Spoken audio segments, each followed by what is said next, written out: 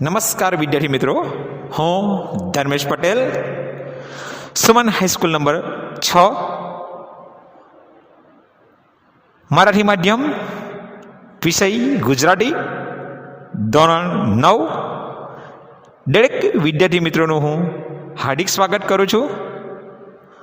આજે આપણે નવસર્જનની વાટે કાવ્યની સમજૂતી મેળવવાના છે, જેમના કવિ બાલમુકુંદ દવે. સાહિત્ય પ્રકાર છે ગીત. સૌપ્રથમ આપણે કવિ બાલમુકુંદ દવેનો પરિચય મેળવીશું અને ત્યાર પછી આપણે કાવ્યની સમજૂતી મેળવીશું. મિત્રો, નવસર્જનની વાટે સૌપ્રથમ આપણે કવિ પરિચય મેળવી લઈએ, જેના કવિ છે બાલમુકુંદ દવે. જન્મ તારીખ 7/3/1916, અવસાન 28/2/1993. બાલમુકુંદ મણિશંકર દવે વડોદરા જિલ્લાના મુસ્ટુપુરામાં તેમનો જન્મ થયો હતો. તેમણે નવજીવનમાં પ્રૂફ રીડર તરીકે લાંબો કામ કર્યું હતું. ધ્રુવાખ્યાન તેમની આખ્યાનની ડબમાં લખાયેલી કૃતિ છે. પરિક્રમા કુંતલ તેમના ધ્યાનપાત્ર કાવ્ય સંગ્રહ છે. સોન ચંપો, અલગ દલક, ઝરમડિયા તેમના બાળગીતોના સંગ્રહ છે. બાલમુકુંદ દવેની આ ગીત રચના છે. આ પૃથ્વી પર કશુંક નવું ચિરસ્થાયી રચી જવાનો ઉત્સાહ આ ગીતમાં વ્યક્ત થયો છે. મોહમાયા ફગાવી જૂઠી કીર્તિના મોહમાં પડ્યા વગર આરસ નિરાશાને હટાવી અજબ આશા અને ઉત્સાહથી આ પૃથ્વી પર જ સ્વર્ગ સજવાની નેમ આ ગીતના કેન્દ્રમાં છે. મનુષ્યોના ઉત્તમ કામોથી આ પૃથ્વી રંગબળી એટલે કે સુંદર બનશે તેવું કવિએ સૂચવ્યું છે. તો વિદ્યાર્થી મિત્રો, આપણે કવિ પરિચય મેળવી લીધો. હવે સૌપ્રથમ આપણે જે કાવ્યનું શીર્ષક છે નવસર્જન અને બીજું છે વાટે, એટલે કે નવસર્જન કે આપણે જે કોઈ વસ્તુનું નિર્માણ કરીએ તેને નવસર્જન કહેવાય. દાખલા તરીકે વીજળીની શોધ કરી, ટેલિફોનની શોધ કરી, ટીવીની શોધ થઈ, પ્લેનની શોધ થઈ, નવી નવી રસીઓની શોધ થઈ. હાલ કોરોના ચાલી રહ્યો છે, એ કોરોનાની જે રસી છે એની જે પણ વૈજ્ઞાનિક રસી શોધશે અને એનું સર્જન કરશે એ નવસર્જન કહેવાય છે. અને વાટે એટલે કે રસ્તે નવું સર્જન કરવાના રસ્તા તરફ આપણે આગળ વધી રહ્યા છીએ અને દુનિયામાં આપણે કંઈક અલગ વસ્તુનું સર્જન કરી અને કાયમ માટે મૂકી જવાના ઉત્સાહ માટે આ ગીત લખાયું છે. તો કવિએ આપણને સરસ મજાના કાવ્યની ભેટ આપી છે. આપણે કાવ્યની સમજૂતી મેળવીએ. નવસર્જનની વાટે વિહરતા અમે પ્રગતિના પંથના પ્રવાસી. નવસર્જનની વાટે વિહારતા એટલે કે નવસર્જનના રસ્તા તરફ અમે વિહરતા એટલે કે ફરતા. અમે પ્રગતિના પંથના પ્રવાસી. પ્રવાસ એટલે કે મુસાફર, પંથ એટલે કે રસ્તો. જ્યારે કંઈ પણ નવું સર્જન કરવું હોય ત્યારે તમારે પ્રગતિ કરવી હોય તો તમારે મુસાફરી કરવી પડે, ફરવું પડે, વિચરવું પડે. ગુજરાતીમાં કહેવત છે કે બાંધેલો જે બળદ હોય ને તે ભૂખ્યો મળે છે અને હળે ફળે તે ચડે. એટલે જે વ્યક્તિ ફરતો રહે છે કંઈક નવું સર્જન કરવા માટે, પ્રગતિ કરવા માટે, તે જ વ્યક્તિ નવું સર્જન કરી શકે છે. એ જ પ્રગતિના પંથનો મુસાફર છે. ઉર આશા ઉલ્લાસ ભળી ભમતા અમે નૂતન યુગના પ્રવાસી. હૃદયમાં ઉર એટલે કે હૃદય, હૃદયમાં આશા અને આનંદ ભળી ભમતા. ભમતા એટલે કે ફરતા. વિદ્યાર્થી મિત્રો, કોઈ પણ વસ્તુનું નવસર્જન કરવું હોય તો હૃદયની અંદર આપણને આશા હોવી જોઈએ, આનંદ હોવો જોઈએ, તો જ આપણે નવું સર્જન કરી શકીએ. જો આપણા હૃદયમાં કોઈ પણ પ્રકારની આશા ન હોય, નિરાશા હોય, આનંદ ન હોય તો આપણે કોઈ પણ વસ્તુનું સર્જન કરી શકતા નથી. એટલે કે આપણા હૃદયમાં આશા અને આનંદ ઉલ્લાસ હોય, એ બળીને આપણે ફરતા હોય તો જ આપણે કંઈક નવું સર્જન કરી શકીએ છીએ. કવિ કહે છે, અમે નૂતન યુગના પ્રવાસી, અમે નવા યુગના મુસાફર છીએ. કવિ આગળ કહે છે, નીંદ આરસ નિરાશા હટાવશું, વેર ઝેર અમે મિથ્યા મિટાવશું, અમે વિચરતા વગડાના વાસી, અમે નૂતન યુગના પ્રવાસી. હવે કવિ અહીં સરસ મજાની વાત કરે છે. જો નવસર્જન કરવું હોય તો નીંદ આરસ નિરાશા હટાવવું પડે.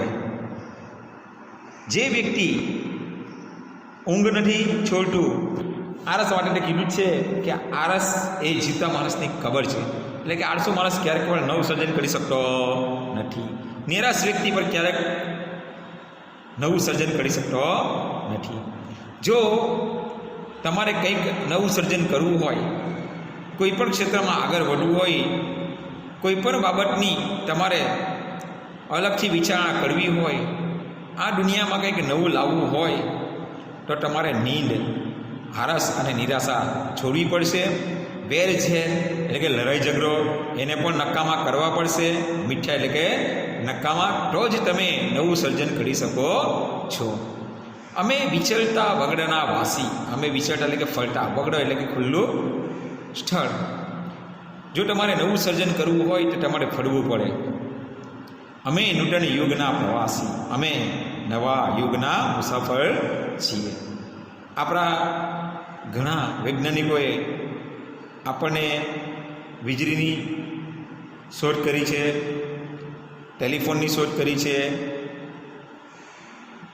અલગ અલગ પ્રકારની રસીઓની શોધ થઈ છે, ગણિતની અંદર આપણે વિવિધ પ્રકારના સૂત્રો આપ્યા છે.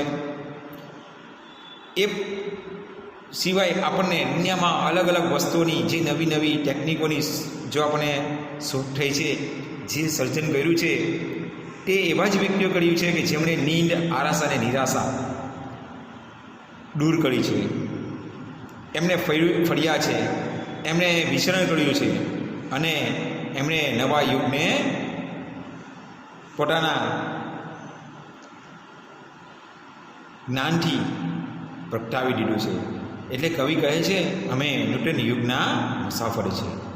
મોહ માયાના ફંડને ફગાવશું, મોહ માયાના ફંડ એટલે કે જાળ, મોહ માયાના ફંડને ફગાવશું, જૂઠી કીર્તિના ઘૂંટને બગાડશું, અજબ આશાના સ્વપ્ન સજાવશું, અમે પૃથ્વી પર સ્વર્ગને ઉતારશું. હવે રહેશો નહીં કો ઉદાસી, અમે રંગીન ધરાના રહેવાસી, અમે નૂતન યુગના પ્રવાસી. ફંડ એટલે કે ઝાડ, મોહ માયાની ઝાડમાં ન ફસાઈને જૂઠી કીર્તિ એટલે કે ખોટી ખોટી યશના ભૂતને વગાડશું. કેટલીક વાર વ્યક્તિ ખોટી નામના મેળવવા માટે પણ ખોટા કામો કરતો હોય છે. કેટલીક વાર વ્યક્તિ મોહમાયા, કુટુંબની, માતા પિતા, પત્ની, પુત્ર અથવા પરિવાર, ગામ, આ બધી મોહમાયા ફસાય છે. કેટલીક વાર પૈસાના મોહમાં ફસાઈ જાય છે અને નવું સર્જન કરી શકતો નથી. પોતાની જે અમૂલ્ય જ્ઞાન હોય છે તેને એ વેડફી દે છે. તો એને આપણે દૂર કરીશું, અજબ આશાના સ્વપ્ન સજાવશું. આપણે કંઈક નવું સર્જન કરવું હોય તો આપણે સ્વપ્ન જોવું પડે, અને એ પણ કેવું, આશાવાળી, નિરાશાવાળી નહીં. તો જ આપણે કંઈક નવું સર્જન કરી શકીએ. તો કવિ આપણને કહે છે કે આપણે અજબ આશાના સ્વપ્ન સજાવશું, અમે પૃથ્વી પર સ્વર્ગને ટાળશું. કવિ અહીં એક ઊંડા ભાવના સાથે વાત કરે છે કે પૃથ્વી પર પણ સ્વર્ગ લાવવાની વાત કરે છે. તો એના માટે કંઈક નવું સર્જન તો કરવું જ પડે કે આ પૃથ્વીના દરેક વ્યક્તિ એકબીજા સાથે હળી મળીને રહે, વસુદેવ કુટુંબકમની ભાવના આવે, ભાઈ ભાઈ એકબીજાને માને, દરેકના સુખ દુઃખમાં મદદ કરે, દરેક એકબીજાની કદર કરે, તો જ પૃથ્વી ઉપર સ્વર્ગ ઉતરશે. અને કવિની એ ભાવના અહીં આપણને સાકાર કરવાની તક મળી છે. તો કવિ કહે છે કે અમે પૃથ્વી પર સ્વર્ગને ઉટાડશું, હવે રહેશો નહીં કો ઉદાસી, કે આ દુનિયાના કોઈ પણ વ્યક્તિ ઉદાસ રહેશો નહીં. આપણે નવું સર્જન કરીને પૃથ્વી પર સ્વર્ગ પણ લાવીશું. અમે રંગીન ધરાના રહેવાસી, અમે રંગીન એટલે કે ધરા એટલે કે પૃથ્વી, અમે આ રંગ ભળી જે ધરા છે એના રહેવાસી છે.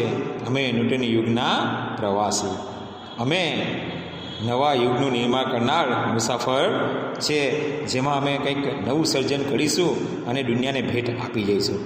જેટલી વસ્તુનું કંઈક આપણને ભેટમાં મળી છે, જે વૈજ્ઞાનિકોએ શોધ કરી છે અથવા ગણિતશાસ્ત્રીઓ શોધ કરી છે, સમાજશાસ્ત્રીઓ શોધ કરી છે, સાહિત્યકારોએ શોધ કરી છે, જેમણે પણ કંઈક નવી શોધ કરી છે, જેમણે નીંદ, આળસ, નિરાશાને દૂર કરી છે અને ખૂબ જ મહેનત કરી છે, આશાઓ એમણે રાખી છે અને આ દુનિયાને કંઈક નવું આપી ગયા છે. તો વિદ્યાર્થી મિત્રો, આપણે પણ કંઈક નવું સર્જન કરવું હોય તો આપણે પણ જે કવિએ આપણને અહીંથી જે આપણને સરસ મજાની સમજૂતી આપી છે એ આપણે ધ્યાનમાં લઈએ તો આપણે પણ નવું સર્જન કરી શકીએ અને પૃથ્વી પર સ્વર્ગને લાવી શકીએ છીએ.